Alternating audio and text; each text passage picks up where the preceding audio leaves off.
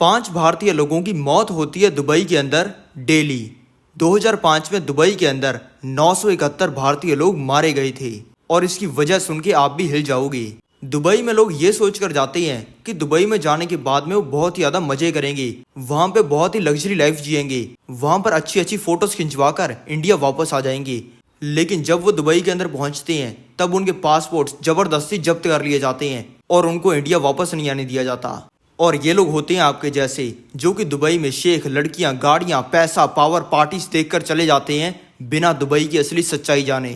Dubai के शेखों के पास में कई सौ करोड़ की गाड़ियों से लेकर हजारों करोड़ के प्राइवेट जेट भी हैं, लेकिन वहीं पे आते हो आप। आपका जन्म एक गरीब परिवार के अंदर हुआ है, आपके मम्मी पापा को आपसे बहुत ज्यादा उम्मीद है, वो चाहते हैं कि आप उनको प्राउड महसूस करवाओ। आपके ऊपर है अपने माँ बाप का, रिश्तेदारों का, दोस्तों का प्रेशर। आप एक गरीबी में रह रहकर परेशान हो चुके हो, अब आपको जल्दी से जल्दी करोड़पति बनना है। ऐसे एक दिन आप YouTube खोलते हो और YouTube पर वहां पे आपको एक व्लॉग रिकमेंड होता है जिसमें दुबई की लग्जरी लाइफ दिखाई जा रही होती है।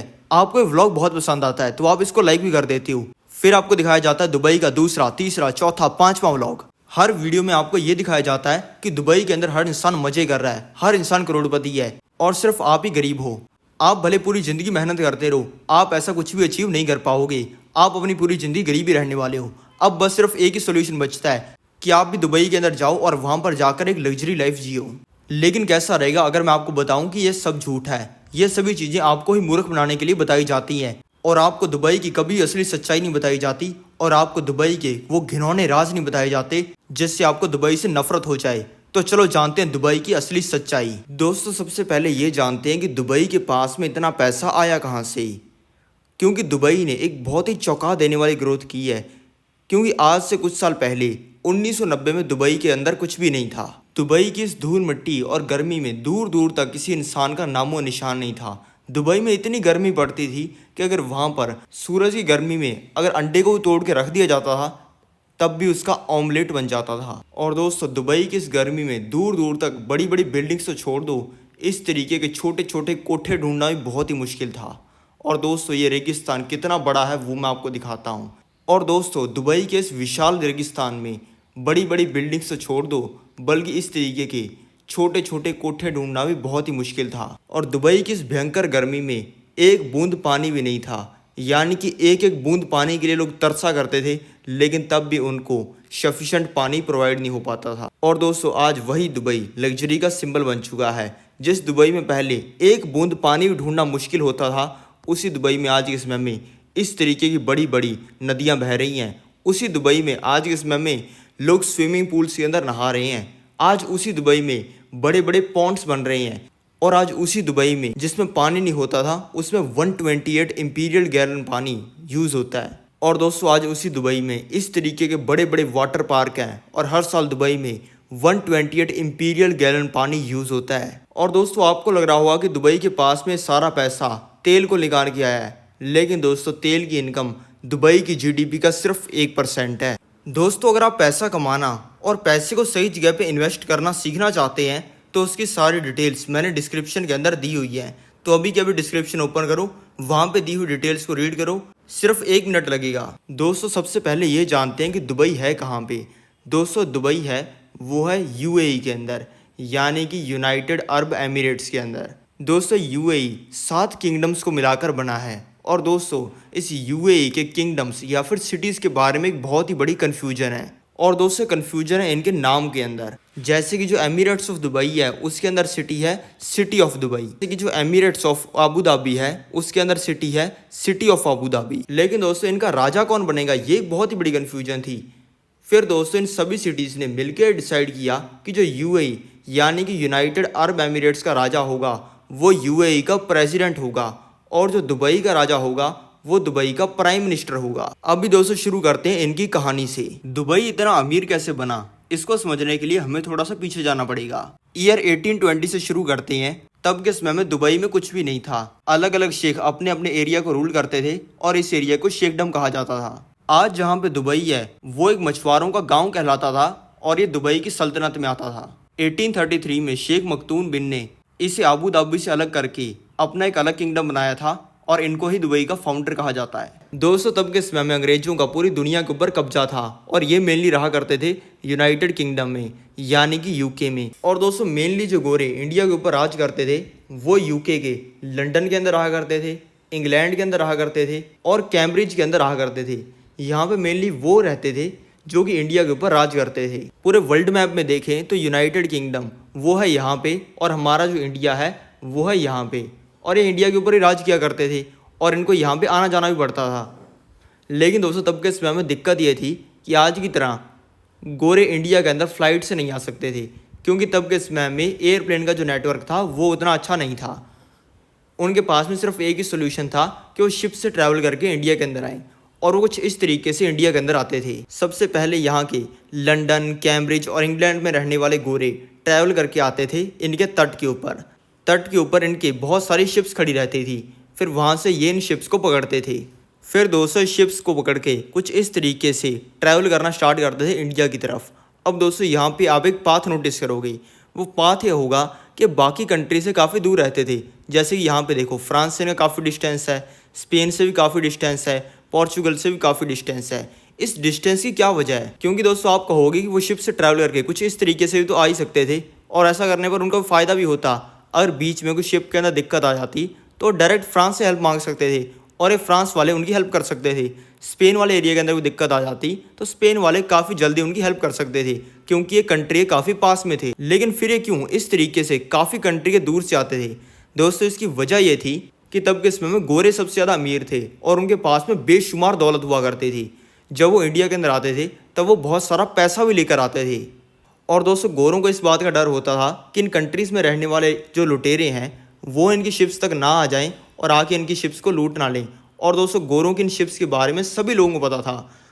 लेकिन दोस्तों जब इनकी शिप्स इतनी ज़्यादा दूर होती थी इनकी कंट्री के तट से, इसी वजह से यहाँ पे रहने वाले जो लुटेरे थे वो अपनी छोटी मोटी बोट्स लेकर यहाँ तक पहुँच नहीं पाते थे। क्योंकि दोस्तों इतना दूर अगर कोई तट से आ जाएगा तो वहाँ पर उसको एक तो दिक्कत ये होगी कि इतने बड़े समुद्र में वो शिप नहीं ढूंढ पाएगा, और एक दिक्कत ये होगी कि अगर उसकी शिप वहाँ पर ख़राब हो गई तो वापस नहीं आ पाएगा। और दोस्तों लुटेरे गोरों की शिप्स को लूटने के लिए एक बहुत बड़े डर की वजह से भी नहीं जाते थे, क्योंकि दोस्तों जितने भी इतने डीप समुद्र के अंदर गए थे शिप्स वगैरह को लूटने के लिए वो कभी वापस नहीं लौटे थे। क्योंकि इतने डीप समुद्र में जाने के बाद में लुटेरों की छोटी छोटी शिप्स इस तरीके से समुद्र के अंदर घूमने लग जाती थी और वो कभी भी अपनी कंट्री तक वापस नहीं आ पाते थे। और दोस्तों इस चीज़ गोरों को भी पता था, इसी वजह से वो इन कंट्री से दूर दूर रहकर ही इंडिया के अंदर आने का अपना सफ़र करते थे। लेकिन यहाँ पे आके उनको एक दिक्कत आती थी।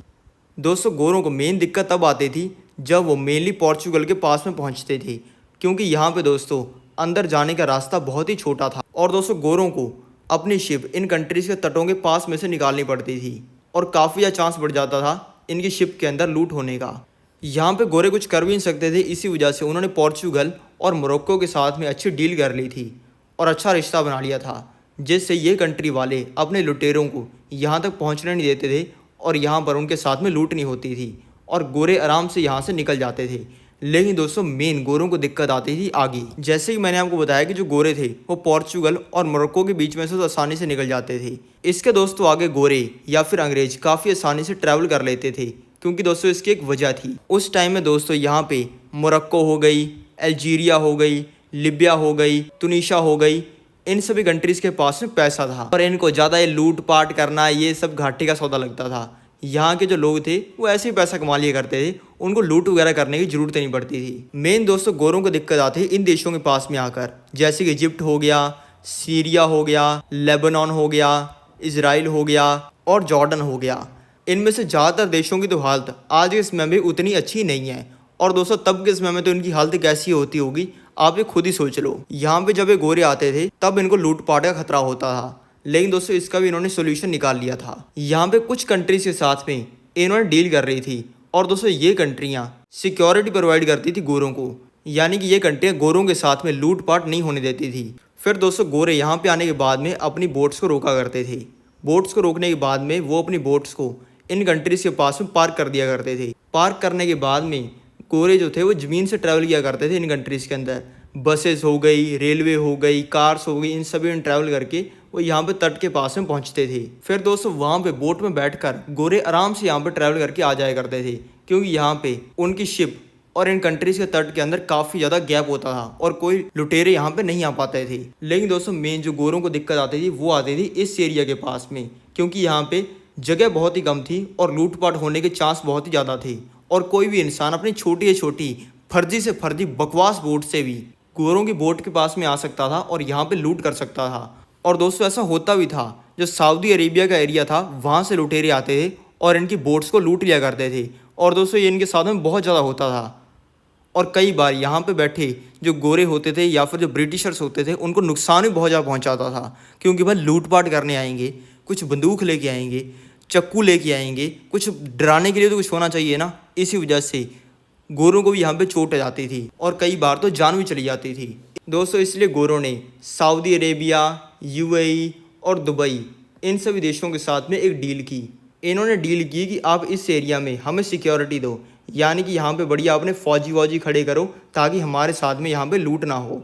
ऐसा होगा तो यहाँ पे जो लुटेरे हैं वो बाकी देशों से ट्रैवल करके तट तक नहीं आ पाएंगे और हमारी बोट्स के साथ में कोई लूट वगैरह नहीं होगी। और दोस्तों इन कंट्रीज़ के पास में पैसा ना होने की वजह से इन्होंने डील एक्सेप्ट कर ली। डील एक्सेप्ट करते ही ये जो एरिया था यहाँ पे इन कंट्रीज़ ने सिक्योरिटी लगा दी, यानी कि यहाँ पे बढ़िया फौजी वौजी खड़े कर दिए। यहाँ पे फिर जो लुटेरा आता, भूला भटका यहाँ पे आ जाता, उसको यहाँ पे पकड़ लिया जाता। पकड़ने के बाद में उस लुटेरे की ऐसी धुलाई करते कि भाई बिल्कुल बुरा हाल कर देते उसका। और दोस्तों ऐसा करने की वजह से इस लुटेरे को जब वापस कंट्रीज के अंदर छोड़ा जाता तब ये जाके 10 लोगों को, 20 लोगों को, 100 लोगों को और बताता कि भाई गोरों की शिप लूटने मत चले जाना, मार मार के बुरा हाल कर देंगे, सुझा देंगे सब कुछ। और दोस्तों ये कंट्री वाले ऐसा इसलिए कर रहे थे क्योंकि उनको ये करने का रोकड़ा मिल रहा था। गोरे इनको पैसा दे रहे थे कि तुम ये करो, हम तुम्हें पैसा देंगे, यहाँ पे सिक्योरिटी लगा दो। और दोस्तों जब गोरों की इन कंट्री वालों ने इतनी ज़्यादा सेवा की तब गोरे इनसे बहुत ज़्यादा खुश हो गए। गोरों ने कहा कि भाई बंदे तो ये हैं, मज़ा आ गया। और इसके बाद में ये समुंदर से ट्रैवल करने के बाद में आराम से मुंबई के अंदर पहुंचने लग गए। फिर दोस्तों इन कंट्री वालों ने कहा कि भाई तुम यहाँ से नॉन स्टॉप जाते हो, नॉन स्टॉप जाने की क्या ज़रूरत है, तुम बिल्कुल हमारे पास में से गुजरते हो, बिल्कुल हमारे तट के पास में से, तो दिक्कत क्या है, 2-3 दिन हम भाइयों के पास में लगा जाया करो, थोड़ी सी मोड़ लिया करो अपनी शिप को मोड़ के हमारी कंट्री में आया करो। यहाँ पे बढ़िया तुम्हें होटल्स देंगे, सुंदर सुंदर लड़कियां देंगे, पूरे तुम्हारे मजे करवाएंगे, तो भाई रुक जाया करो। गोरों ने कहा कि भाई बात तो सही है, बंदे वैसे ही हमारी बहुत ही खातिरदारी कर रहे हैं तो इनके पास में रुकना स्टार्ट कर देती। इसी वजह से दोस्तों जब अंग्रेजों की कोई भी शिप इंडिया के अंदर जाया करती वो यहाँ पे जरूर रुका करती, क्योंकि ये उनकी बहुत ही बढ़िया सेवा करते थे, पूरी उनको मौज करवाते थे, जो उन्हें चाहिए होता था वही उन्हें उपलब्ध करवाते थे। तो गोरों को भाई इनका ये काम बहुत ही पसंद आया। गोरों ने कहा कि भाई मज़ा आ गया यहाँ पे आके। तो गोरों को ये रुकने भी दे रहे थे अपने यहाँ पे कंट्रीज़ के अंदर, तो गोरों ने इनकी पीठ पर छुरा मारने का सोचा। इन्होंने सोचा कि हमारे को यहाँ पे रुकने दे रहे हैं, हम इनके ऊपर कब्जा कर लेते हैं, जैसा कि हमने इंडिया के साथ में किया है ना वही इनके साथ में करते हैं। धीरे धीरे करके हम यहाँ पे अपनी पावर को बढ़ाते जाएंगे और बिल्कुल इनके ऊपर कब्जा कर लेंगे। दोस्तों ये कंट्री वाले गोरों की इतनी सेवा कर रहे थे, लेकिन तब भी गोरे इनकी ही पीठ के ऊपर छुरा मारने का सोच रहे थे। दोस्तों गोरों को ये जहाँ पे रुकने के लिए देते थे वो था इतना सा एरिया। यहाँ पे इन्होंने होटल्स भी बना रखे थे, खाने पीने के लिए भी जगह बनवा रखी थी, सड़कें बनवा रखी थी और सब कुछ बनवा रखा था। गोरों को लगा कि भाई इनकी कंट्री के अंदर यहाँ पे इतना इंतजाम है तो इनकी बाकी कंट्री के अंदर तो पता नहीं यार क्या ही होगा, क्या बड़ी बड़ी इनके पास में बिल्डिंगें होंगी। तो धीरे धीरे करके कब्जा कर लेते हैं इनके ऊपर। धीरे धीरे करके उन्होंने इनकी कंट्री के अंदर जाना स्टार्ट किया। जब भी ये इनसे मिलते तब उनको कहते कि भाई थोड़ा आगे दिखा लाओ, आगे कैसी है तुम्हारी कंट्री। दोस्तों धीरे धीरे करके गोरे इनकी कंट्रीज के अंदर आगे पहुँचते गए। ये जो मैं रेड मार्क यहाँ पे कर रहा हूँ ये मैं दिखा रहा हूँ कि गोरे कहाँ तक पहुँच गए। यहाँ तक पहुँचते पहुँचते गोरों को लगा कि यार यहाँ तक तो कुछ मिला नहीं इन कंट्री के अंदर, आगे तो जरूर कुछ होगा। लेकिन दोस्तों जब गोरे यहाँ तक पहुँचे, जो मैंने आपको ब्लैक लाइन ड्रॉ की है, तब उन्होंने देखे रेत के टीले और गोरों ने देखा कि यहाँ पे तो हर जगह मिट्टी ही भरी हुई है, दूर दूर तक किसी इंसान का नामो निशान ही नहीं है। गोरे तो ये सोच के आए थे कि इन्होंने जो डेवलपमेंट इनके तट के ऊपर कर रखी है उससे भी 100 गुना डेवलपमेंट इन्होंने इनकी कंट्री के अंदर कर रखी होगी, लेकिन ऐसा तो कुछ भी नहीं था। दोस्तों जब अंग्रेज इनके रेगिस्तान के अंदर पहुंच गए तब इनको वहां पर एक समझदार सा इंसान मिला। उस इंसान को पूरी देश दुनिया का अच्छे से ज्ञान था और उसको समझ आ चुका था कि गोरे हमारी कंट्री के ऊपर कब्जा करना चाहते हैं। लेकिन जो बाकी लोग थे इनकी कंट्री के, उनको इस चीज़ का आइडिया नहीं था। उनको तो लग रहा था कि ऐसे ही हमारी कंट्री देखना चाहते हैं, इनको दिखा लाते हैं। उस इंसान ने समझाया कि बेटा यहाँ पे आने की गलती मत करना, क्योंकि यहाँ पे कुछ है तो है नहीं, बिल्कुल भाई रेत के टीले हैं। इतनी गर्मी यहाँ पे पड़ती है कि तुम्हारा बुरा हाल हो जाएगा। तुम बहुत ज़्यादा गोरे हो ना, शक्ल तुम्हारी बहुत ज़्यादा गोरी है, थोड़े दिन में बिल्कुल काले कलूटे हो जाओगे। और ये इंडिया वालों की तरह भोले नहीं है, क्योंकि दोस्तों तब के समय में इंडिया वाले तो थे बिल्कुल भोले लोग। इनको तो भाई अपने वश के अंदर किया जा सकता था और इनको मूर्ख बनाया जा सकता था। लेकिन भाई जो ये सऊदी वाले थे, ये थे खतरनाक आदमी। उस इंसान ने गोरों को समझाया कि यहाँ पर आके हमारी कंट्री के ऊपर कब्जा करने की कोशिश में अपना हाथ तुम मत जलाओ, क्योंकि एक तो यहाँ पे गर्मी है, एक यहाँ पे कुछ है नहीं, ऐसे तुम्हारा नुकसान होगा। और ऊपर से अगर तुमने पंगे लेने की सोची तो ये तुम्हारा हाथ काट भी देंगे। और दोस्तों उस इंसान ने एक्चुअल में बताया कि ये होता है यहाँ पे। इसलिए दोस्तों गोरों ने इनकी कंट्री के ऊपर कोई भी कब्जा नहीं किया और यहाँ पे रुकना ही बंद कर दिया। उन्होंने कहा कि भाई ठीक है, पैसे लेने वाले रिलेशन रखते हैं, हम नहीं तुम्हारे पास में रुकने वाले।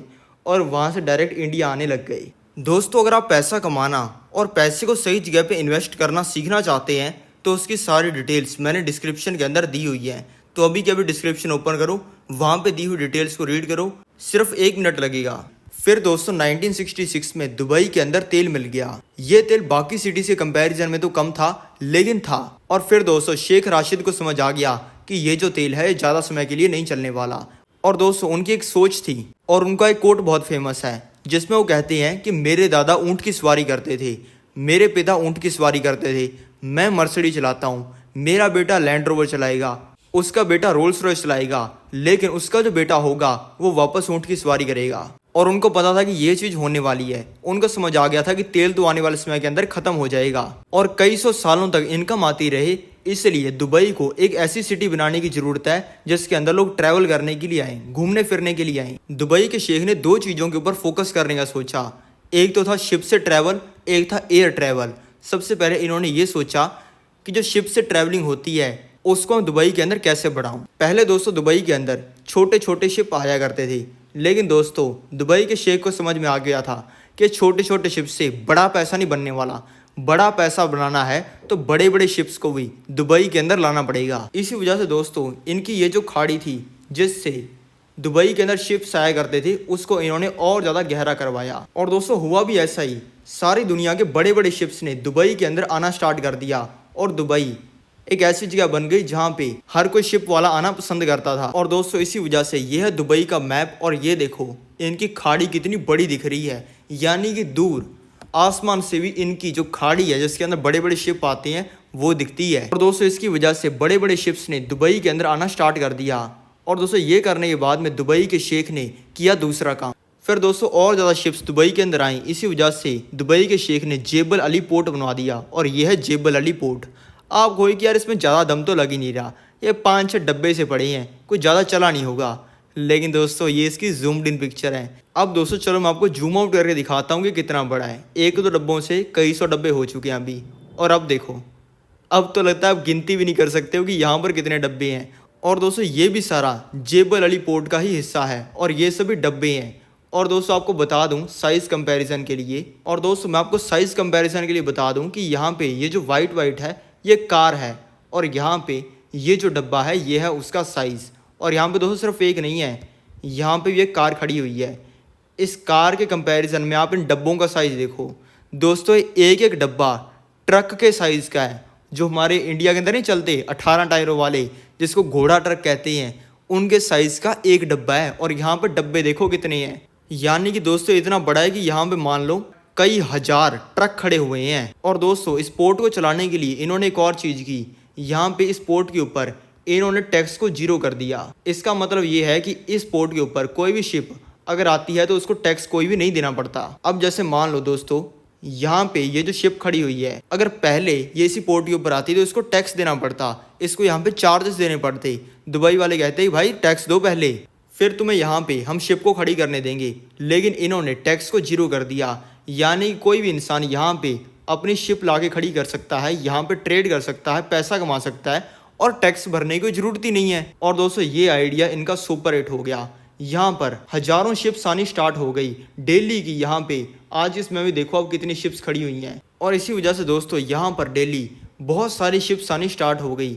आपको मैं दिखाता हूँ कि यहाँ पर आज के समय में जब इसकी गूगल सैटेलाइट से फ़ोटो खींची हुई है तब यहाँ पे कितनी शिप्स खड़ी थी। यहाँ पे देखो 1 2 3 4 5 6 7 8 9 10 11 12।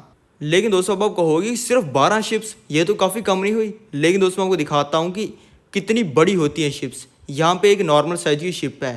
अभी मैं इसको बिना कुछ जूम आउट करे मैं आपको एक छोटी वाली जो नॉर्मल शिप्स होती हैं वो दिखाता हूँ कि वो कितनी बड़ी होती हैं। दोस्तों यहाँ मैं इसको स्क्रॉल कर रहा हूँ, यहाँ पे छोटी वाली शिप्स को मैं ढूंढ रहा हूँ और दोस्तों यहाँ पे मुझे शिप्स मिल गई हैं। ये हैं दोस्तों शिप्स, यहाँ मैं आपको दिखाता हूँ। ये मैंने साइज उतना नहीं रखा है, जूम आउट नहीं किया मैंने।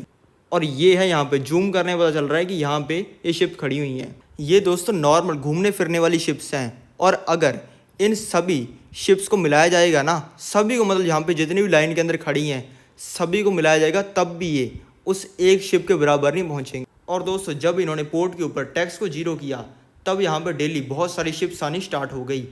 और दोस्तों दुबई की जीडीपी का 24% हिस्सा इसी जगह से आना स्टार्ट हो गया। अभी दोस्तों दुबई की लोकेशन है ना वो बहुत ही ज़ोरदार है। जो दुबई है वो पड़ता है Oman, Saudi Arabia, Qatar, Kuwait, Iran, Iraq जैसी कंट्रीज़ के साथ में। दोस्तों अगर आप पैसा कमाना और पैसे को सही जगह पे इन्वेस्ट करना सीखना चाहते हैं तो उसकी सारी डिटेल्स मैंने डिस्क्रिप्शन के अंदर दी हुई है। तो अभी के अभी डिस्क्रिप्शन ओपन करो, वहाँ पे दी हुई डिटेल्स को रीड करो, सिर्फ 1 मिनट लगेगा। और साथ में दुबई की लोकेशन की वजह से दुबई से एशिया, अफ्रीका और यूरोप ये 3 कॉन्टिनेंट कनेक्ट होते हैं। और दोस्तों ऐसा बहुत ही कम कंट्रीज़ के साथ में होता है। जिस कंट्री के साथ में जितने ज़्यादा कॉन्टिनेंट्स कनेक्ट होते हैं उस कंट्री को उतना ही ज़्यादा फ़ायदा होता है। और दोस्तों अगर मैं दुनिया के मैप के बीच में से स्टार्ट कर बाहर तक सर्कल्स को ड्रॉ करूँ तो आपको पता चल जाएगा कि इसकी वजह क्या है। चलो मैं करना स्टार्ट करता हूँ। सबसे पहले मैंने छोटा सर्कल ड्रॉ किया, फिर मैंने इससे बड़ा ड्रॉ किया, फिर मैंने इससे और ज़्यादा बड़ा ड्रॉ किया जिसमें काफ़ी ज़्यादा कंट्रीज़, इंडिया भी आ गया। फिर मैंने इससे एक और बड़ा सर्कल ड्रॉ किया। इससे दोस्तों आप एक चीज़ नोटिस कर रहे हो। और दोस्तों वो चीज़ ये है कि जो दुबई है वो इन सभी देशों के सेंटर के अंदर है। और दोस्तों इक्वेटर की लाइन की वजह से जो एयरप्लेन्स होते हैं वो इस तरीके से स्ट्रेट लाइन में नहीं जाते हैं बल्कि उनको ऐसे जाना पड़ता है फ्यूल को बचाने के लिए। और दोस्तों अभी मैं आपको कनेक्ट करके दिखाता हूँ कि इसका एक्चुअल में फ़ायदा क्या होता है। अब दोस्तों अगर किसी इंसान को इजिप्ट से इंडिया आना हो, रोमेनिया से मलेशिया जाना हो, अब दोस्तों आपको पता ही है कि रोमेनिया में कौन सा बाप आदमी रहता है। नाम तो मैं यहाँ पे नहीं ले सकता लेकिन आपको पता ही है। मोरक्को से किसी इंसान को वियतनाम जाना हो, स्पेन से किसी इंसान को इंडोनेशिया जाना हो, नाइजीरिया से किसी इंसान को चाइना जाना हो या फिर यूक्रेन से किसी को ऑस्ट्रेलिया जाना हो, सभी को दुबई के पास में से जाना पड़ेगा।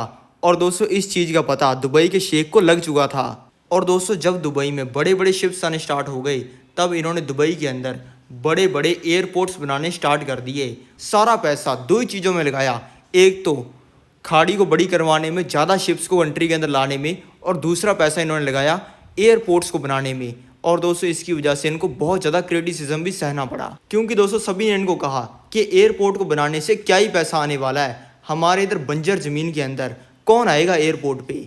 फिर दोस्तों 1968 में जो ब्रिटिशर्स थे वो दुबई में से हमेशा हमेशा के लिए चले गए और दुबई बिल्कुल एक फ्री सिटी बन गया। फिर दोस्तों 1971 में जो 7 किंगडम्स थे, जो दुबई के साथ वाले किंगडम्स हैं, जैसे कतर हो गया, सऊदी अरेबिया हो गया और दुबई खुद हो गया, यूएई के अंदर 7 किंगडम्स हैं और 1971 के अंदर ये सभी किंगडम्स साथ में मिल गए। दोस्तों तब तक दुबई के अंदर शेख राशिद शिप से आने जाने के लिए दुबई के अंदर पोर्ट्स बना चुके थे और एयरप्लेन से आने जाने के लिए दुबई के अंदर एयरपोर्ट्स भी बना चुके थे।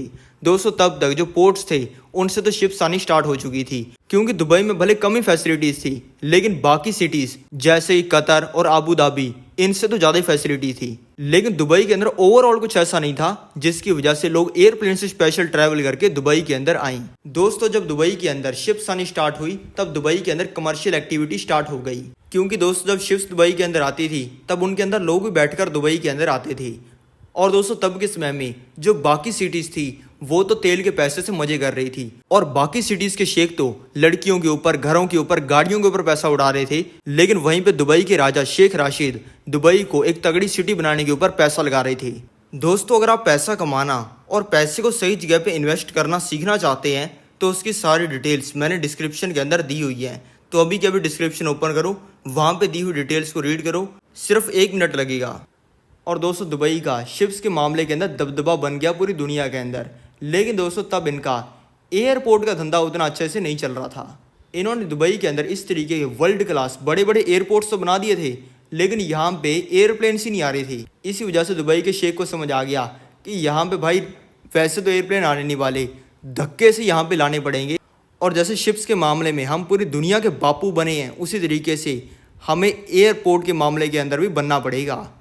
फिर दोस्तों शुरू हुआ दुबई का एयरप्लेन्स के मामले के अंदर सभी का बापू बनने का सफ़र। फिर दोस्तों दुबई के शेख ने एक चीज़ देखी। दुबई के शेख ने देखा कि जो पाकिस्तान का कराची में बना हुआ एयरपोर्ट है वो एक बहुत ही बिजी एयरपोर्ट है। दोस्तों तब के समय में पाकिस्तान का कराची एयरपोर्ट एक बहुत ही बिजी एयरपोर्ट था और ज़्यादातर फ़्लाइट्स पाकिस्तान के कराची एयरपोर्ट से होकर ही जाया करती थी। दुबई के शेख ने भी सोचा कि हम भी चलो एयरपोर्ट्स के मामले के अंदर पूरी दुनिया के अंदर अपना दबदबा बनाते हैं। फिर दोस्तों दुबई के शेख ने पाकिस्तान से एयरप्लेन खरीदने स्टार्ट किए और पाकिस्तान से एयरप्लेन खरीद कर अपनी एक एयरलाइन कंपनी शुरू कर दी जिसका नाम रखा गया एमिरेट्स। दुबई के शेख ने बहुत ही बड़ा रिस्क लेकर इतना ज़्यादा पैसा एमिरेट्स एयरलाइन में लगाया कि जो एमिरेट एयरलाइंस थी वो बेस्ट बन गई। तब के समय में सबसे सस्ती फ़्लाइट्स एमिरेट्स की थी, सबसे ज़्यादा मज़ा एमिरेट्स की फ़्लाइट के अंदर ट्रैवल करने में आता था, सबसे ज़्यादा कन्वीनियंस एमिरेट्स की फ़्लाइट्स के अंदर होती थी क्योंकि सारा तेल का पैसा एमिरेट्स की फ़्लाइट्स के अंदर लग रहा था। इसी वजह से एमिरेट्स का पूरी दुनिया के अंदर दबदबा बनना स्टार्ट हो गया और बाहर के देशों की फ़्लाइट्स को भी दुबई के अंदर लाने के लिए प्लेन लैंडिंग के चार्जेस 0 कर दिए और पूरी सपोर्ट देनी स्टार्ट कर दी। यानी कि जब कोई प्लेन एक कंट्री से दूसरी कंट्री में जा रहा होता तब उसको सहूलियत देते कि आप हमारी कंट्री के अंदर प्लेन उतार सकते हो वापस तेल भरने के लिए एयरप्लेन में। जैसे कि मैंने आपको बताया था कि जो दुबई है वो वेल कनेक्टेड है बाकी सभी कंट्रीज़ के साथ में और दोस्तों सभी के लिए ईजी पड़ता है कि वो दुबई में से होकर आगे जाएं। इसी वजह से दोस्तों दुबई के अंदर काफ़ी ज़्यादा एयर ट्रैवल होना स्टार्ट हो गया और दोस्तों इसकी शुरुआत करते ही दुबई सिंगापुर एयरलाइंस का, इंडिया एयरलाइंस का और मलेशिया एयरलाइंस का रिफ्यूलिंग पॉइंट बन गया। यानी कि जब इन कंट्रीज़ की फ़्लाइट्स जाती तब वो तेल दुबई के एयरपोर्ट से भरवाते और वहाँ पर तेल भरवाने के लिए रुकते और दोस्तों इसी वजह से दुबई एक रिफ्यूलिंग पॉइंट बन गया ज़्यादातर एयरप्लेन्स का। और जो प्लेन्स एक कंट्री से दूसरी कंट्री के अंदर जा रहे होते थे वो दुबई के अंदर ही रुकते थे। इसी वजह से दुबई एयरलाइंस और एयरप्लेन्स के मामले के अंदर सारी दुनिया का बाप बन गया और नंबर 1 बन गया और दुबई ने इस इंडस्ट्री के अंदर सबको पीछे छोड़ दिया। दुबई के अंदर एयरप्लेन से लोग आ तो रहे थे लेकिन उनको आगे कुछ मज़ा नहीं आ रहा था क्योंकि तब दुबई का माहौल कुछ ऐसा था, ये मिट्टी में बने हुए घर, ना मज़े करने के लिए कुछ, बस रहने के लिए थोड़ी सी जगह थी और लोगों को उतना मज़ा नहीं आ रहा था। और दोस्तों दुबई के शेख को इससे समझ आ गया कि अब शिप से भी लोग दुबई के अंदर आ रहे हैं, एयरप्लेन से भी लोग दुबई के अंदर आ रहे हैं, लेकिन उनको दुबई के अंदर आकर मज़ा नहीं आ रहा है। इसलिए अब दुबई को ऐसी सिटी बनाना पड़ेगा जिसमें लोगों को ट्रैवल करने के अंदर बहुत ज़्यादा मज़ा आए। ऐसा करते दुबई के अंदर शिप से भी लोग आने लग गए, एयरप्लेन से भी लोग आने लग गए। लेकिन जो टूरिस्ट दुबई के अंदर आते थे उनको एक दिक्कत होती थी। तब के समय में जो दुबई के रूल्स थे वो बहुत ही ज़्यादा स्ट्रिक्ट थे और जो बाहर के लोग आते थे वो थे वेस्टर्न कल्चर के। उनको ऐसे ही छोटी छोटी फ्रॉक डाल के घूमना, रास्ते के अंदर नाच देना, बिकनी डाल के घूमना, कच्छा पहन के बाजार में घूमना, वो सब पसंद था और वो दुबई करने नहीं देता था और उनको काफ़ी दिक्कत होती थी। इसलिए इन्होंने रूल्स को चेंज करने की कोशिश करनी स्टार्ट कर दी, लेकिन सभी के प्रेशर की वजह से यूएई ने इनको ये करने नहीं दिया। फिर उन्होंने काफ़ी सोचा कि क्या कर सकते हैं। फिर इनको एक आइडिया आया। इन्होंने सोचा कि रूल्स को चेंज तो नहीं कर सकते लेकिन ये तो कर सकते हैं कि लोग अगर रूल नहीं फॉलो करते हैं तो हम कुछ उन्हें कहें ना। आज के समय में अगर आप दुबई में जाओगे तो आपको पता चलेगा कि वहाँ के रूल बहुत ज़्यादा स्ट्रिक्ट हैं। पेपर के ऊपर आप कच्छा पहन के यहाँ नहीं घूम सकते, वहाँ नहीं घूम सकते और आप वहाँ पे बीच पर जाओगे लोग ऐसे कच्छे पहन के घूम रहे होंगे। इसी तरीके के दुबई के अंदर बहुत सारे पनिशेबल लॉज हैं जिनको अगर एक्चुअल में इम्प्लीमेंट करना स्टार्ट कर दिया जाए तो आधे टूरिस्ट तो दुबई के अंदर ऐसी जेल में चले जाएंगे। इसलिए उन रूल्स को अगर कोई इंसान फॉलो नहीं भी करता है तब भी उसको कुछ नहीं कहते हैं। और आज के समय में दुबई के अंदर काफ़ी ज़्यादा ओपन रूल्स एंड रेगुलेशंस हैं ताकि बाहर के टूरिस्ट दुबई के अंदर आएँ, उनको कोई दिक्कत महसूस ना हो और बार बार दुबई के अंदर आएँ। फिर दोस्तों जो लोग दुबई के अंदर आ रहे हैं उनको अट्रैक्ट करने के लिए और दुबई को एक अच्छी टूरिस्ट प्लेस बनाने के लिए इन्होंने दुबई के अंदर सबसे बड़े होटल बनाने स्टार्ट कर दिए, सबसे बड़ी बिल्डिंग्स बनाने स्टार्ट कर दी और दुबई में हर चीज़ को नंबर 1 बनाना स्टार्ट कर दिया। और दुबई के शेख एक ही चीज़ के अंदर बिलीव करते हैं, वो सोचते हैं कि हमारे देश के अंदर या तो कोई चीज़ ओनली 1 होनी चाहिए, यानी कि वैसी दुनिया के अंदर कोई भी चीज़ नहीं होनी चाहिए, या फिर जो चीज़ हमारे देश के अंदर है वो नंबर 1 होनी चाहिए। यानी कि जैसी भी उस तरीके की चीजें हैं उन सभी से वो बड़ी हो, लंबी हो या फिर वो ज़्यादा एंटरटेनिंग हो। और दोस्तों इसी वजह से आप दुबई में जाकर शार्क्स के साथ में भी तैर सकते हो, यानी कि शार्क खतरनाक वाली। और दोस्तों इन्होंने धीरे धीरे करके दुबई के अंदर ग्लैमर ऐड करना स्टार्ट कर दिया।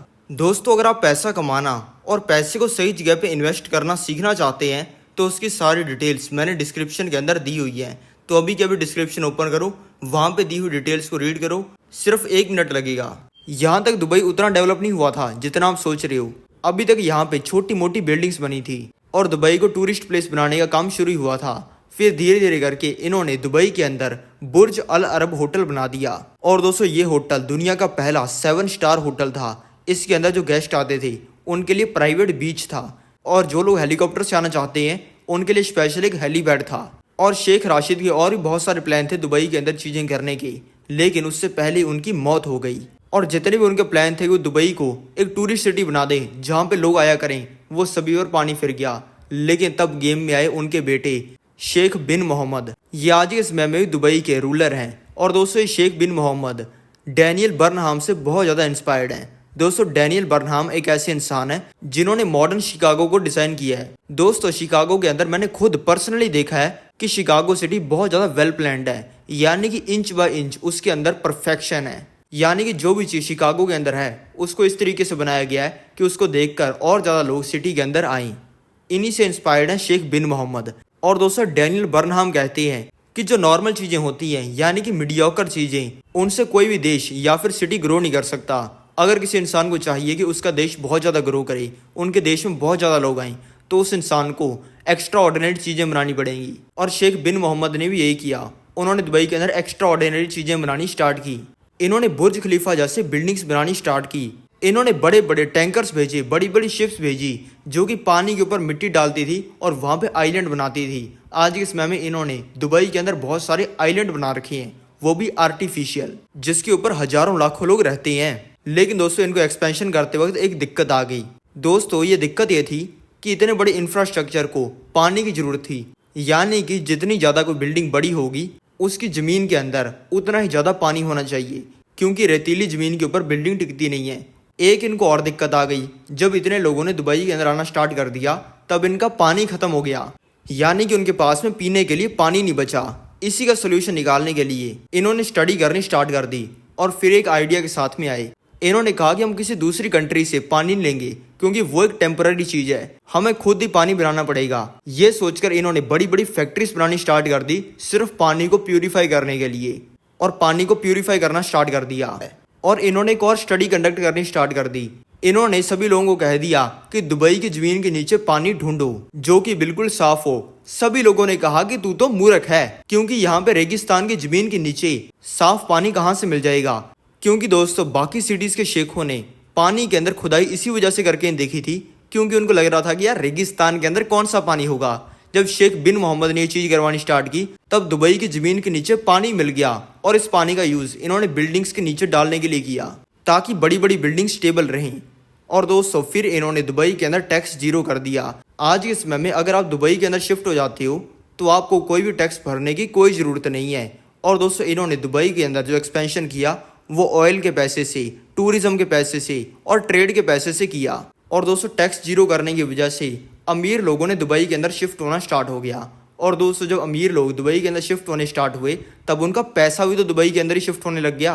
करोड़पति से लेकर अरबपति लोग दुबई के अंदर आकर रहने लग गए। अब दोस्तों चलो बात करते हैं इनकी सिटीजनशिप के सीक्रेट्स के बारे में। दोस्तों दुबई की पॉपुलेशन 35 लाख लोगों की है, जिसमें से सिर्फ 3 लाख लोग ही एमिराटी हैं, यानी कि शेख टाइप के लोग हैं, और बाकी सारे बाहर के लोग हैं। दोस्तों दुबई की सिटीजनशिप लेने के लिए कुछ कंडीशंस होनी चाहिए।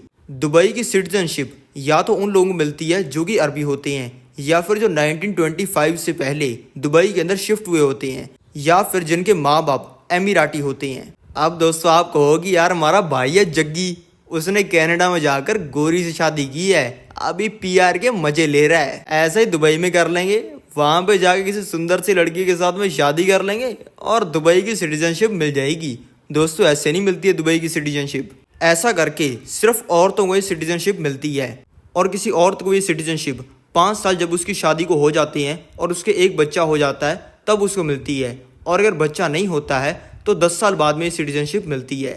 और भी कुछ लोगों को सिटीजनशिप देते हैं अगर कोई इंसान किसी बाहर की कंट्री का बहुत ही तगड़ा आर्टिस्ट है, अगर कोई इंसान एक बहुत ही तगड़ा साइंटिस्ट है, मतलब उसके आविष्कार बिल्कुल ज़बरदस्त हैं, अगर कोई इंसान बहुत ही तगड़ा डॉक्टर है जिसको बहुत ज़्यादा अवार्ड्स वगैरह मिले हैं और उनको 10 साल से ज़्यादा का एक्सपीरियंस है, उन लोगों को सिटीजनशिप मिल जाती है। लेकिन दोस्तों सिटीजनशिप मिलने के बाद में भी इन लोगों को वोटिंग राइट्स नहीं मिलते, यानी कि वोट नहीं कर सकते दुबई के अंदर।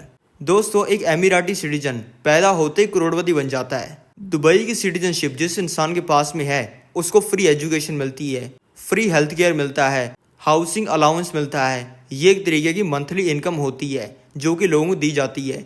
अगर कोई इंसान प्राइवेट सेक्टर के अंदर काम कर रहा है तो उस इंसान को महीने के 1.5 लाख रुपए तक मिलते हैं। दुबई के सिटीजन्स को फ्री जॉब भी मिलती है। और दोस्तों दुबई का कोई सिटीजन है अगर उसको ज़मीन चाहिए और उसके पास में ज़मीन नहीं है तो वो रिक्वेस्ट कर सकता है। ऐसा करने पर काफ़ी ज़्यादा चांस है कि उसको दुबई के अंदर फ्री में ज़मीन मिल जाएगी। और दोस्तों ये सब करके जो दुबई के एमिराती सिटीजन हैं उनको खुश रखना चाहते हैं, क्योंकि जो बाकी दुबई के साथ में सिटीज़ हैं जैसे कि अबू धाबी हो गई, कतर हो गई, इन सभी के अंदर पिछले कुछ सालों के अंदर बहुत ज़्यादा प्रोटेस्ट हुए हैं इन सिटीज़ की गवर्नमेंट डेमोक्रेटिक ना होने की वजह से। यानी कि लोगों ने इस चीज़ की वजह से प्रोटेस्ट किया है कि इनकी जो सिटीज़ की गवर्नमेंट है वो डेमोक्रेटिक नहीं है, यानी कि उन सिटीज़ के अगर लोग चाहें तो उनकी गवर्नमेंट को हटा नहीं सकते और एक कौन राजा बनेगा ये भी अपनी फैमिली में से ही चूज़ करते हैं। लेकिन दोस्तों ऐसा एक भी प्रोटेस्ट दुबई के अंदर पिछले कुछ सालों के अंदर देखने को नहीं मिला, क्योंकि दुबई के एमिराती सिटीजन्स की ऐसी मौज है, वो क्यों करेंगे प्रोटेस्ट। दोस्तों चलो अब मैं आपको बताता हूँ दुबई की सच्चाई, दुबई के वो घिनौने राज जो कि कभी किसी के सामने नहीं आने दिए जाते, और ऐसे राज जिनको सुन के आपकी रूह कांप जाएगी। 2004 में इंडिया, पाकिस्तान, बांग्लादेश की एम्बेसीज को दुबई ने 880 कंस्ट्रक्शन वर्कर्स की बॉडी दी। बॉडी का मतलब समझ गए, यानी कि उनकी मौत हो चुकी थी। जब इन एम्बेसीज ने दुबई से पूछा कि इनकी मौत कैसे हुई, दुबई ने कहा कि जी इनमें से 30% वर्कर्स की मौत ऑन साइट डेथ की वजह से हुई है, यानी कि काम करते वक्त कुछ ऊपर से गिर गया, कहीं से कोई चोट लग गई या फिर गलती हो गई, जिसकी वजह से इसमें से 30% लोगों की मौत हुई है। वैसे दोस्तों ये बहुत गलत चीज़ है, अगर ऑन साइट डेथ 30% लोगों की हो रही है तो ये बहुत ही खतरनाक है, यानी कि 10 में से 3 लोग तो कंस्ट्रक्शन का काम करते हुए ही मर रहे हैं। ये काफ़ी खतरनाक है ना। लेकिन दोस्तों एक चीज़ आप भूल चुकी हो, दुबई ने कहा था कि इनमें से 30% वर्कर्स की मौत ऑन साइट डेथ की वजह से हुई है, जिसका नंबर लगभग बनता है 264, यानी कि उस साल 264 लोग दुबई के अंदर ऑन साइट डेथ की वजह से मरे होने चाहिए थे। लेकिन उसी साल दुबई ने ये क्लेम किया कि उनके देश के अंदर सिर्फ 34 डेथ हुई हैं वर्कर्स की। दोस्तों ये चीज़ दो ही चीज़ों के बारे में इशारा करती है, या तो दुबई ने जो बॉडीज़ इन कंट्रीज़ के अंदर भेजी वो बिल्कुल फर्जी थी, या फिर इन्होंने जो क्लेम किया 34 डेथ्स का वो फर्जी था। लेकिन दोस्तों बॉडीज़ वाली बात कैसे गलत हो सकती है जब इन्होंने इंडिया, पाकिस्तान और बांग्लादेश में 880 बॉडीज़ भेजी थी वर्कर्स की। अब ऐसा थोड़ी है कि इन्होंने फर्जी लोगों को बनाकर भेज दिया वहाँ पर, वो एक्चुअल में लोग थे। दोस्तों सभी लोग अलग अलग धर्म के थे, इसी वजह से इन लोगों की फैमिलीज ने अलग अलग तरीके से इनको इस दुनिया से विदा किया। इसका दोस्तों सिर्फ एक ही इशारा जाता है कि जो दुबई ने 34 डेथ्स का क्लेम किया वो बिल्कुल ही फर्जी था। और दोस्तों उसी साल यानी कि 2004 में हमारी जो इंडिया एम्बेसी है उसने यूएई यानी कि यूनाइटेड अरब एमिरेट्स के अंदर हुई 971 डेथ्स को रिपोर्ट किया था, लेकिन यूएई ने इस नंबर को मानने से मना कर दिया।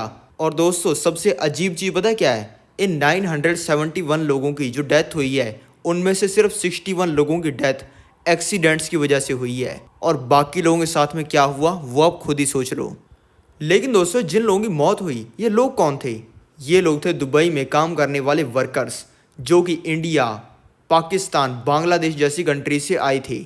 लेकिन दोस्तों अब आपका सवाल ये होगा कि ये लोग दुबई में जाते कैसे हैं और वहाँ पे दोस्तों ये लोग दुबई के अंदर जाते हैं कफ़ाला सिस्टम से।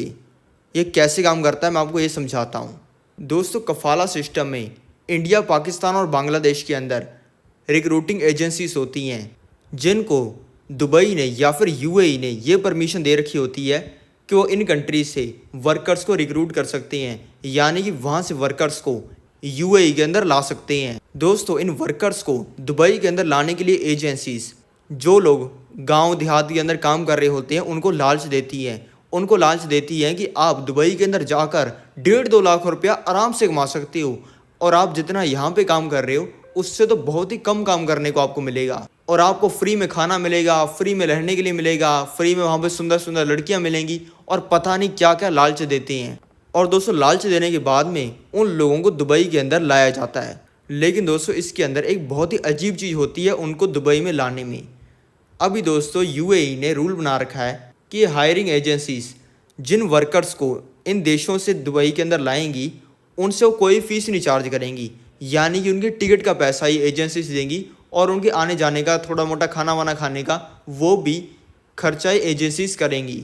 लेकिन दोस्तों ये चीज़ उल्टी होती है। ये एजेंसीज जिन वर्कर्स को या फिर जिन मजदूरों को दुबई के अंदर लाती हैं उनसे पैसा चार्ज करती हैं और इन जैसे लोगों से 2-3 हज़ार डॉलर मांगती हैं इनको दुबई में पहुंचाने के। 2-3 हज़ार डॉलर ये लगभग होते हैं 1.5 से लेकर 2 लाख रुपए। अब आप सोचो कि यार मजदूरों के पास में 1.5-2 लाख रुपए कहाँ से आते हैं। अभी मैं आपको समझाता हूँ कि कहाँ से आते हैं। दोस्तों अगर आप पैसा कमाना और पैसे को सही जगह पे इन्वेस्ट करना सीखना चाहते हैं तो उसकी सारी डिटेल्स मैंने डिस्क्रिप्शन के अंदर दी हुई है। तो अभी के अभी डिस्क्रिप्शन ओपन करो, वहाँ पे दी हुई डिटेल्स को रीड करो, सिर्फ 1 मिनट लगेगा। दोस्तों ये मजदूर इस 1.5-2 लाख रुपए के अमाउंट को भरने के लिए या तो कुछ अपना ही बेच देते हैं, यानी कि इनके पास में कोई छोटी मोटी चीज़ होती है। किसी के पास में अपनी ज़मीन पड़ी हुई है, किसी के पास में उसके पापा की दी हुई कोई बाइक पड़ी है बिल्कुल खटारा सी, वैसी 4-5 चीज़ें बेच दी, अपना फ़ोन बेच दिया। इस तरीके की चीज़ों को बेच के या तो ये पैसे को इकट्ठा करते हैं, या फिर अगर ऐसा नहीं हो पाता है, जो कि 90% लोगों के साथ में नहीं हो पाता है, क्योंकि भाई मजदूर है उसके पास में क्या ही एसेट होगा जो कि 50,000 रुपये का है और जिसको बेच भी सकता है। और दोस्तों जिन लोगों के पास में पैसा नहीं होता वो लोन्स लेते हैं, यानी कि कर्जा लेते हैं। अब दोस्तों या तो ये लोग कर्जा अपने किसी जानकार से लेते हैं और वो भी इनको राजी खुशी एक बारी के लिए कर्जा दे देते हैं कि यार दुबई में जा रहा है आराम से लौटा देगा। लेकिन दोस्तों अगर इन लोगों को कर्जा देने वाले को लोग नहीं मिलते हैं तो ये एजेंसीज ही उनको कर्जा देती हैं, यानी कि ये कहती हैं कि भाई हम तुम्हें कर्जा दे रहे हैं, दुबई में जाना, वहाँ पे काम करना, आराम से तुरंत ही उसको चुका देना, कोई दिक्कत नहीं है भाई, हम तेरे साथ हैं, तू तो हमारा भाई है, तो आराम से दुबई जा यार। और दोस्तों ऐसे कहते ही इनको यूएई यानी कि यूनाइटेड अरब एमिरेट्स के अंदर भेज दिया जाता है। इसका मतलब ये है दोस्तों कि जब ये वर्कर्स या फिर जब ये मजदूर दुबई के अंदर जाते हैं तब ये ऑलरेडी कर्जे के अंदर होते हैं। और दोस्तों अब आपको लग रहा होगा कि यार जाने के बाद में इनकी मौज बन जाती होगी, क्योंकि भाई दुबई है, बड़ी बड़ी बिल्डिंग है, वहाँ पे बड़े बड़े शेख रहते हैं, वहाँ पे इनको थोड़ा सा पैसा दे देते होंगे तो क्या ही दिक्कत वाली बात है, उनका कुछ घाटा थोड़ी पड़ रहा है। लेकिन दोस्तों ऐसा भी नहीं है। जो सच्चाई है ना दुबई लेबर कैंप्स की, वो मैं आपको बताता हूँ। सबसे पहले मैं आपको ये बताता हूँ कि दुबई लेबर कैंप्स हैं क्या। दोस्तों दुबई लेबर कैंप्स वो जगह है जहाँ पे इन सभी मजदूरों को रखा जाता है। और दोस्तों इन दुबई लेबर कैंप्स को ऐसा नहीं है कि सिटी के बीच में बनाया जाता है, इनको बनाया जाता है सिटी से बहुत ही ज़्यादा दूर, यानी कि वहाँ पे जाने में पता नहीं कितना ही समय लग जाए। और दोस्तों किया इसी वजह से जाता है ताकि जो दुबई के अंदर टूरिस्ट आते हैं, अमीर लोग आते हैं, बड़े बड़े बिजनेसमैन आते हैं, उनको दुबई की सिर्फ चकाचौंध दिखे और उनको दुबई की सच्चाई ना पता चल जाए और उनको पता ना चल जाए कि यहाँ पर वर्कर्स रहते हैं और उनकी कंडीशन क्या होती है। क्योंकि दोस्तों इन वर्कर्स का बहुत ज़्यादा बुरा हाल होता है। दोस्तों जिस कमरे में इनको रखा जाता है कई बार तो उसमें कोई इलेक्ट्रिसिटी भी नहीं होती है, और आपको तो खुद ही पता है कि दुबई के अंदर गर्मी कितनी पड़ती है। और दोस्तों बहुत सारे केसेस के अंदर अगर इनके कमरे के अंदर इलेक्ट्रिसिटी होती भी है तो इनके कमरे के अंदर एसी नहीं होता है। और दोस्तों एसी ना हो इतनी गर्मी के अंदर कितना मतलब बुरा हाल हो जाएगा ना। आपके घर पे आप रहते हो, अगर आप एसी ना चलाओ तो आपको गर्मी लगने लग जाती है। आप खुद ही सोच रहे हो जो लोग रेगिस्तान के अंदर रह रहे हैं बिल्कुल दुबई से जो कि सिटी है वहाँ से बहुत ज़्यादा दूर, उनका क्या हाल होता होगा। और दोस्तों कई बार इनके कमरे के अंदर एसी होता भी है, ऐसा नहीं है कि बिल्कुल ही नहीं होता, लेकिन अगर एसी होता भी है तो वो सही से काम नहीं करता, यानी कि इनको पंखे के ऊपर ही रिलाई करना पड़ता है। अभी दोस्तों वैसे दुबई के अंदर रूल है कि अगर टेम्परेचर 49 डिग्री तक रहता है तभी किसी वर्कर से या फिर मजदूर से काम करवाया जा सकता है। अगर उससे ज़्यादा है तो वर्कर से आप काम नहीं करवा सकते हो, ये कंपनीज को कहा जाता है। लेकिन दोस्तों तब भी बहुत सारी कंपनीज 50 डिग्री से भी ज़्यादा टेम्परेचर के अंदर इन मजदूरों से काम करवाते हैं। और दोस्तों जैसे आपके घर के अंदर सहूलियत है ना कि आप जब भी जाते हो टॉयलेट के अंदर जाके बैठ जाते हो, आपको सुनने में थोड़ा फ़नी लग रहा होगा कि यार टॉयलेट जाना कौन सी सहूलियत है, लेकिन दोस्तों आपको इनके दुख दर्द का पता नहीं है। ये जो वर्कर्स होते हैं, मजदूर होते हैं, इनको एक ही कमरे के अंदर 8-8 लोगों को रखा जाता है, और सिर्फ 8 को ही नहीं, कई बार ये नंबर 11 का भी होता है। एक छोटा सा कमरा जिसमें रह रहे होते हैं 11 लोग। और दोस्तों अब आप सोचो कि इनके टॉयलेट का कैसे इंतजाम होता है। दोस्तों सबसे पहले 5 ऐसे कमरे बनाए जाते हैं जिसमें 8 से लेकर 11 लोग रहते हैं। फिर दोस्तों उन सभी के लिए एक टॉयलेट बनाया जाता है। अब आप थोड़ी सी कैलकुलेशन करके देखो, 11 लोग एक कमरे के अंदर रह रहे हैं, वैसे 5 कमरे हैं, यानी कि टोटल 100 से ऊपर लोग हो गए। उनके लिए सिर्फ एक बाथरूम। और एक चीज अब ये और सोचो, सुबह इनको उठाया जाता है, उठाने के बाद में लगभग थोड़ा सा इनको टाइम दिया जाता है, उसके बाद में इनको डायरेक्ट काम पर भेज दिया जाता है, जहाँ पे 10 से लेकर 15 घंटे काम करते हैं। उसके बाद में सोने के लिए अपने कमरों के अंदर वापस आते हैं। अब खुद ये भी तो सोचो कि इनके पास में टाइम ही कितना बचा, सुबह थोड़ा सा टाइम और रात को थोड़ा सा टाइम, उसी के अंदर ही 100 से ज़्यादा लोगों को टॉयलेट यूज़ करना है। अब खुद ही सोच लो कितना बुरा हाल होता होगा इनका। आपको भी लग रहा होगा कि यार चलो इनकी हालत तो काफ़ी बुरी होती है, लेकिन पैसा मोटा मिलता होगा, इतनी बुरी हालत के अंदर रखते हैं और ये वहाँ पे रहते भी हैं मजदूर, तो इनको पैसा मोटा मिलता होगा तभी रहते हैं। लेकिन दोस्तों ज़्यादातर लोगों के साथ में ये सीन भी नहीं होता। जितना इनको प्रॉमिस किया जाता है उनसे बहुत ही कम पैसे इनको दिए जाते हैं। दोस्तों जिस इंसान ने आर्टिकल लिखा है उसने बताया कि उसको एक ईमेल आई थी दुबई के माइग्रेंट वर्कर की, और उसने दुबई के मजदूरों के बारे में एक ऐसी चीज़ बताई थी जिसे सुनकर आपकी भी रूह कांप जाएगी। उस ईमेल में उस इंसान ने लिखा था कि मैं भी कफाला सिस्टम से दुबई के अंदर आया हूँ एज अ माइग्रेंट वर्कर, यानी कि मजदूर बन के मैं दुबई के अंदर आया हूँ। और उसने एक दिल दहला देने वाली चीज़ें उसके अंदर लिखी थी। उसने लिखा था कि जहाँ पे मैं काम करता था वहाँ पे मेरा एक पाकिस्तानी दोस्त था और उसको $2 पर आवर की सैलरी मिलती थी। $2 पर आवर, $1 होता है लगभग 80 रुपये का, $2 हुई यही लगभग 160 रुपये, 10 घंटे के हो गए 1600 रुपये, इतने कम पैसे के अंदर। और दोस्तों इतना भी नहीं, कई लोगों को तो इससे भी कम पैसा मिलता है। उसने ईमेल में लिखा था कि जो मेरा पाकिस्तानी दोस्त था उससे 50 डिग्री टेम्परेचर के अंदर काम करवाया जाता था, और जिसमें उसको सूरज की किरणों के बिल्कुल नीचे खड़े रहना पड़ता था, यानी कि तपता हुआ सूरज, उससे निकल रही बहुत ही गर्मी, जिसके नीचे खड़े होकर काम करना होता था। कोई शेड नहीं, कुछ नहीं, और उसके नीचे भी बहुत ही ज़्यादा मेहनत वाला काम, कुछ तोड़ने वाला काम, कुछ फिक्स करने वाला काम, जिसमें बहुत ज़्यादा जोर लगता है। और ये काम वो दिन के अंदर 12 घंटे करता था, 12 घंटे की शिफ्ट लगाता था, और सिर्फ हफ्ते के अंदर 5 दिन नहीं बल्कि हफ्ते के अंदर 7 दिन, यानी कि कोई ब्रेक नहीं, यानी कि एक हफ्ते में डेली 12 घंटे काम और हर दिन काम, और काम भी करना है 50 डिग्री टेम्परेचर के अंदर, और करना भी धूप के अंदर है, जिसके लिए मिलेंगे डेली के 1600 रुपये। सुनने में बड़ा खतरनाक लग रहा है ना। और दोस्तों यही है सच्चाई दुबई के वर्कर्स की। दोस्तों जब मजदूर दुबई के अंदर जाते हैं तब उनके पासपोर्ट तक जब्त कर लिए जाते हैं, और सिर्फ पासपोर्ट ही नहीं, उनके फ़ोन भी जब्त कर लिए जाते हैं, ताकि वो किसी इंसान को फ़ोन करके बता ना दे कि उनकी क्या हालत है। और दोस्तों ये सिर्फ 1-2 लोगों के साथ नहीं, जितने भी लोग दुबई के अंदर वर्कर बन के जाते हैं उनमें से ज़्यादातर लोगों के साथ में ये चीज़ होती है।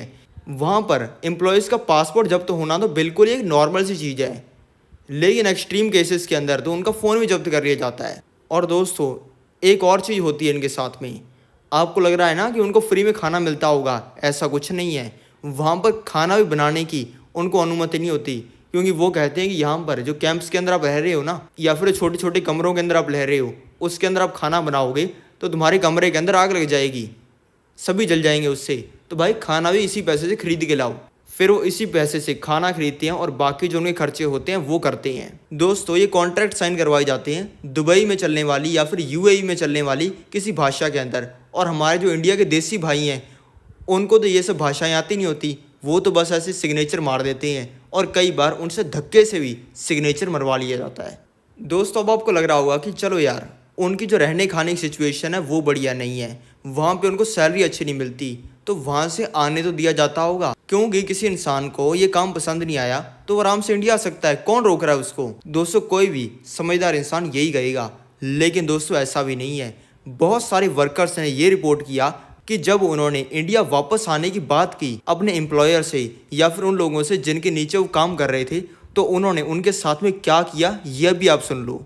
उन्होंने बताया कि जैसे कुत्ते को हड्डी नहीं दिखाई जाती, यानी कि उसके मुंह में पानी लाने के लिए, उसी तरीके से उन वर्कर्स को उनकी सैलरी दिखाते हुए उन्हें दबा के पीटा गया और पीट पीट के उनका बुरा हाल कर दिया गया और उनके ऊपर गलत क्राइम्स के भी इल्जाम लगाए गए जो कि उन्होंने किए नहीं थे। और दोस्तों ये ह्यूमन राइट वायलेशन होंगे भी क्यों ना, क्योंकि इन सभी वर्कर्स का पासपोर्ट तो ये पहले ही जब्त कर लेते हैं और बिना कोई पासपोर्ट के इंडिया भी उन लोगों की कोई हेल्प नहीं कर सकता इंडिया आने में। यानी कि अगर उनके पास में पासपोर्ट नहीं है तो वो इंडिया भी नहीं आ सकते हैं, इसलिए इनका फायदा उठाया जाता है इनके एम्प्लॉयर्स के द्वारा। अभी दोस्तों आप इस सिचुएशन के अंदर खुद को इमेजिन करके देखो, आपके बड़े बड़े सपने थे और आपको बड़ी बड़ी चीज़ें दिखाकर, बड़े बड़े सपने दिखाकर दुबई के अंदर लाया गया और लाने के बाद में आपसे डेली 15-15 घंटे काम करवाया जाता है तपती सूरज की गर्मी के अंदर, और आपको पैसा भी ज़्यादा नहीं दिया जाता और आपके सामने कोई उम्मीद नहीं है कि कभी आपके पास में इतना पैसा जुट पाएगा जिससे आप इंडिया वापस लौट पाओ। दोस्तों इस सिचुएशन में आते ही बहुत सारे वर्कर तो बीमार पड़ जाते हैं,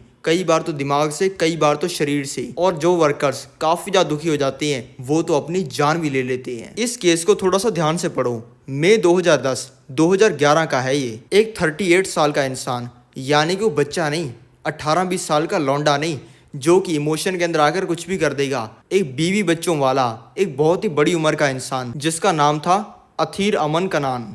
ये इंसान तमिलनाडु का था। दुबई पुलिस इस केस को स्टडी कर रही है और दोस्तों एक केस क्या है वो मैं आपको बताता हूँ। दोस्तों अगर आप पैसा कमाना और पैसे को सही जगह पे इन्वेस्ट करना सीखना चाहते हैं तो उसकी सारी डिटेल्स मैंने डिस्क्रिप्शन के अंदर दी हुई है, तो अभी के अभी डिस्क्रिप्शन ओपन करो, वहाँ पे दी हुई डिटेल्स को रीड करो, सिर्फ 1 मिनट लगेगा।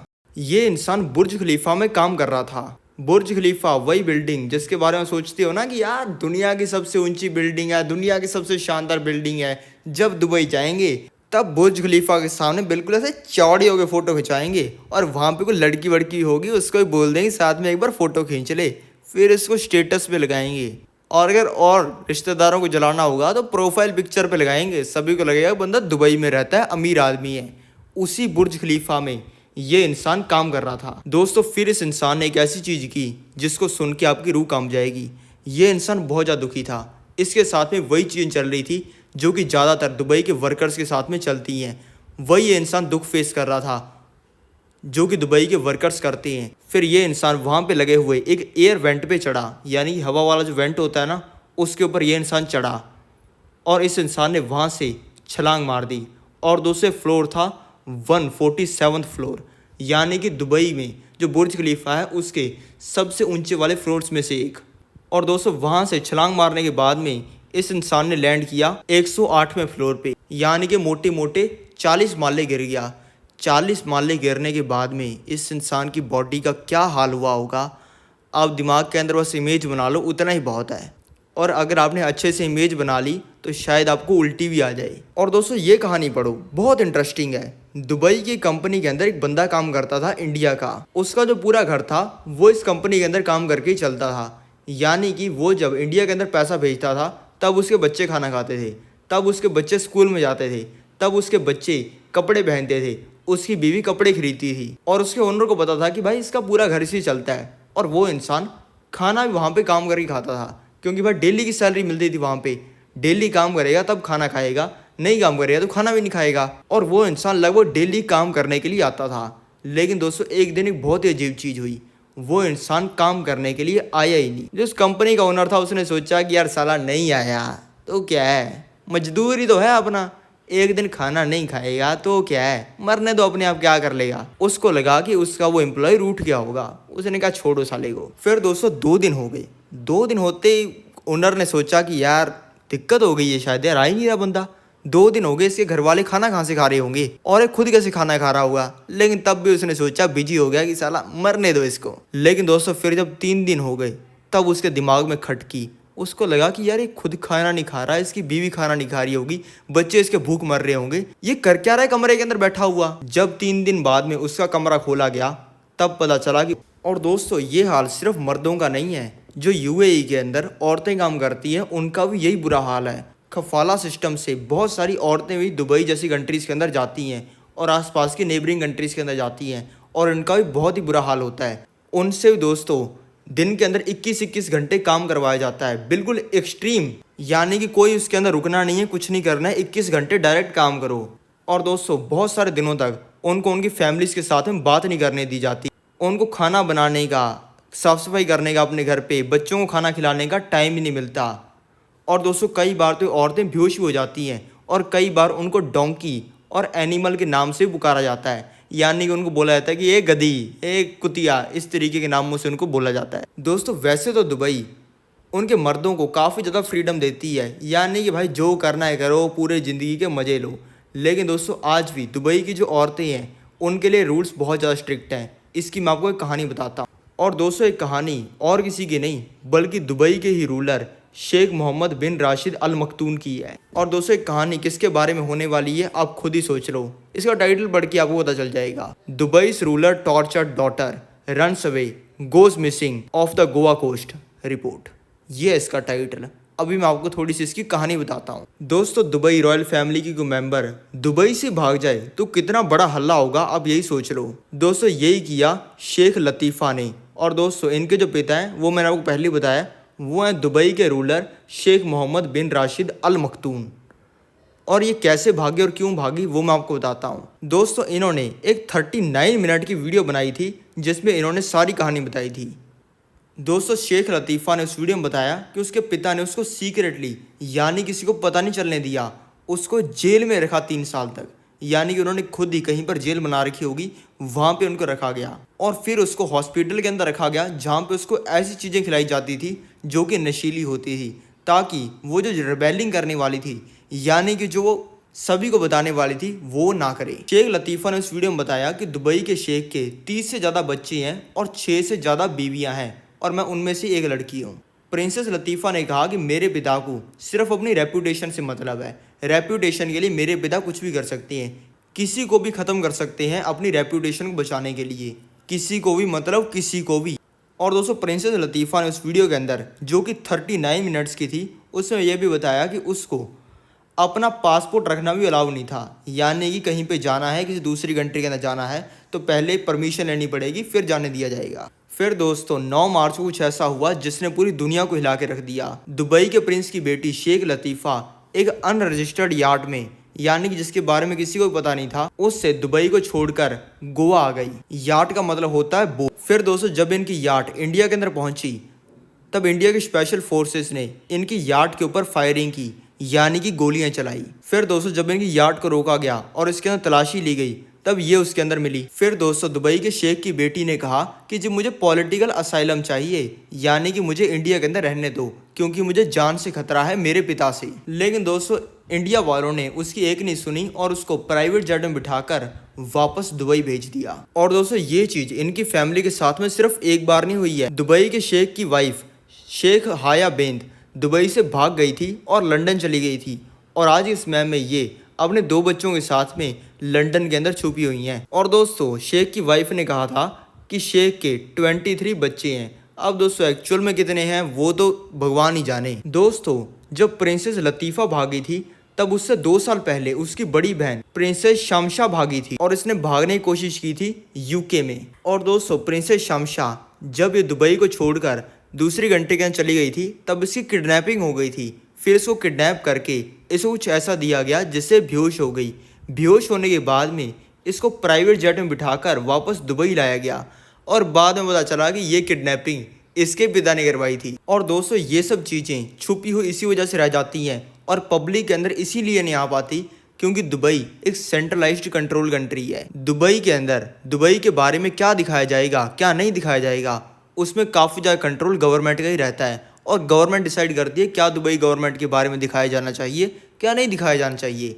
और वो तो अपने बारे में अच्छे ही दिखाना चाहेंगे ना, वो तो ये नहीं चाहेंगे कि उनकी सच्चाई पूरी दुनिया के सामने जाए, वो जो कारनामे कर रहे हैं पूरी दुनिया को उसके बारे में पता चले और दुबई की इमेज ख़राब हो।